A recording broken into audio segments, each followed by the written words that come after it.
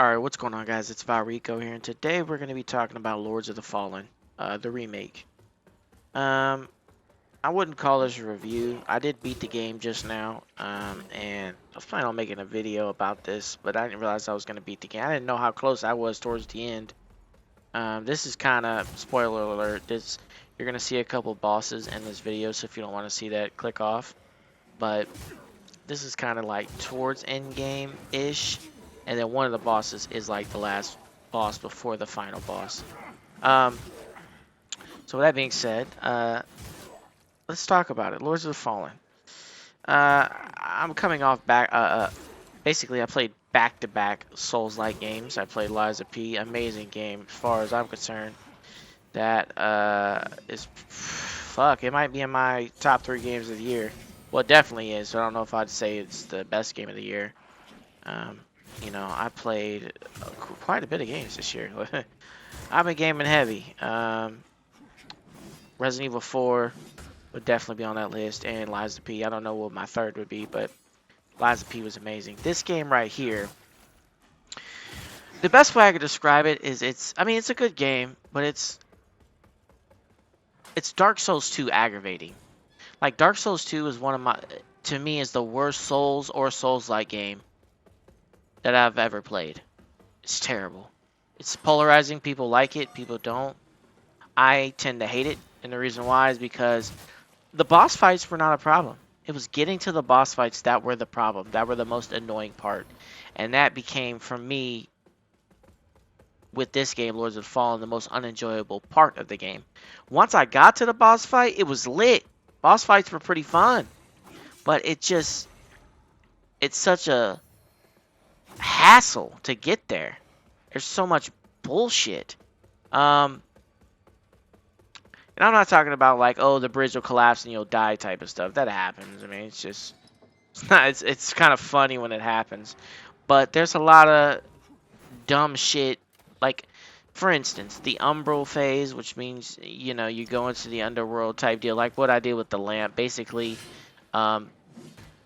you pull it out and you hold square or X button on your controller, depending on what console you're playing on. I'm playing on PC with a controller, and I use the PlayStation 5 controller. So, you hold square, and you go into the Umbral phase, and that's the only way you can kill certain enemies because they have like this little leech on them that continues to heal them. I hate that. I don't, that's just poor game design in my opinion. I don't understand. Like, the idea of having the Umbral state was a great idea, but I just think the execution was a little bit off on how they went about it. Another thing is, my God, I think right here, I think I have maxed out weapons, if I'm not mistaken. I mean, either it's level 8 or level 10 weapons right here. So I'm fighting these people, and it's taking, in my opinion, way too many hits to kill enemies. To the point where, like, I feel like every fight is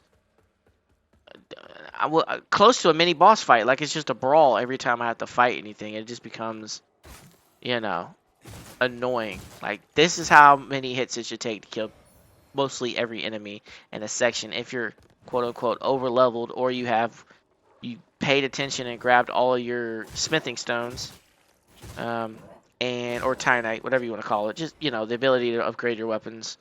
It shouldn't take that many hits. Another thing.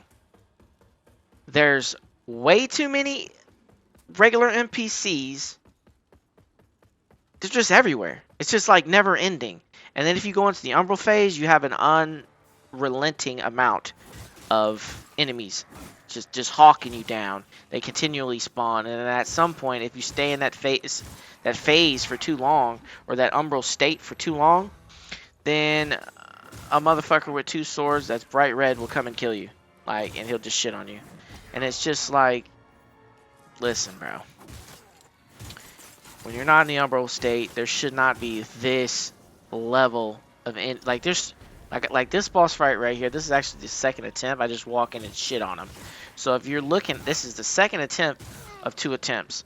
Look how quick I shit on him, and remember how many times it took me to hit the enemies that weren't bosses. This is a prime example right here. it led to a level of like, okay, I just want to get to the bosses. And then late game, I was just running past the enemies. I didn't even try to fight them. I was like, there's just no point to hack and slash through here. I know I'm good on level. I know that any boss I come up to at this point, I'm going to, it's going to be a fair fight, borderline easy, because I'm so over leveled. Because now I want to speak on this.